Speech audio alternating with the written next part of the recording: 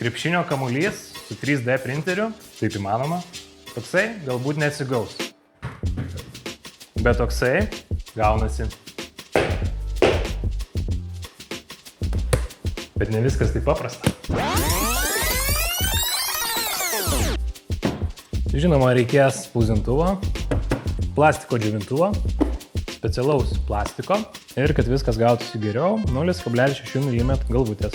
Su pirma išdžioviname plastiką 65 laipsnių temperatūroje, sukam standartę 0,4 mm galvutę, kad pakeistume į naują.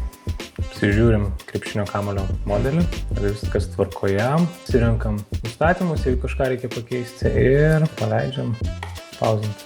Visas spausdinimas užtruko ilgai, beveik 90 valandų. Iš viso su kamuolio tromomis naudota 840 gramų plastiko, tačiau tikrai buvo verta. Nukrapštyti kamuolį nuo spausdinimo plokštės buvo nelengva. O dabar belieka testavimas ir palyginimas su tikru krepšinio kamuoliu. Keliamės į krepšinio aikštelę, o kitas video jau visai netrukus.